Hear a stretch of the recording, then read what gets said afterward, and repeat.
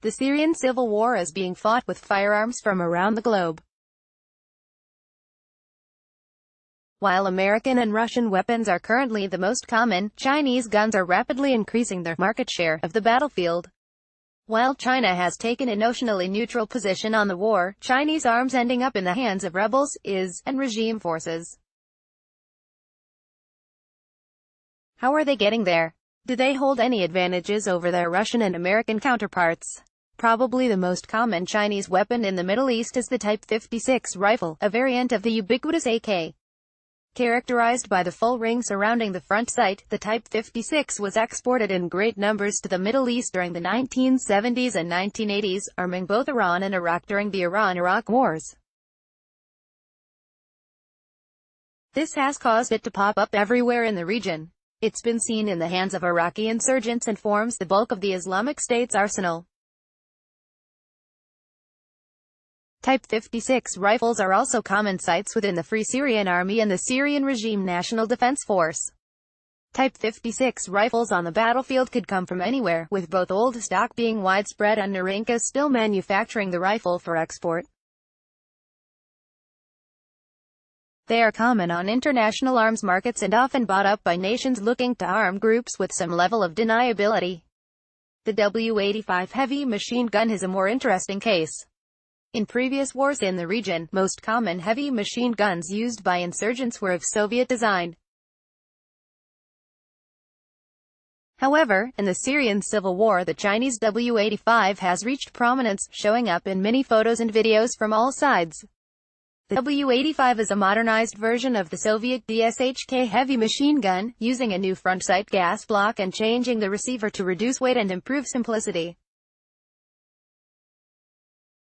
The similarity to the older machine gun means that crews trained on the older DSHK have an easy time utilizing the W-85. The W-85 is half the weight of the DSHK, making it far more mobile and faster to set up. They are used primarily in the anti-aircraft role against Syrian regime aircraft. Many examples seen in pictures feature a wide-angle anti-aircraft optical sight, possibly indicative of new production W-85s. It's speculated that money used to procure these weapons came from Gulf states who support rebel forces. Interestingly, the W-85 has also been seen on a small unmanned ground vehicle produced by an Iraqi militia. Another surprisingly common weapon is the Norinco CQ, a Chinese copy of the American M16. These weapons have shown up on gun markets in the Middle East at significantly lower prices than original M16s and M4s, making them a good choice for a rebel who wants to look more tactical than his peers. Where they are coming from is not certain. Iran is known to have purchased CQ rifles and produce it under license, but rifles similar to those seen in the Middle East have been seen and manufactured under license in Sudan.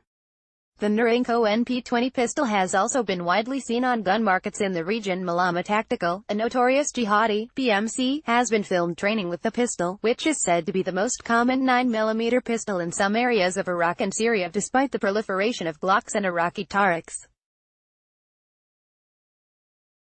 Due to their resemblance to Western pistols, NP-20s have often been stamped with Western markings in an attempt to increase their value. It's not sure where the NP-20s are coming from, but they are likely new production smuggled in via proxies. The design only began production in 1989 and was not known to be in widespread use in any local military or police force prior to the conflict.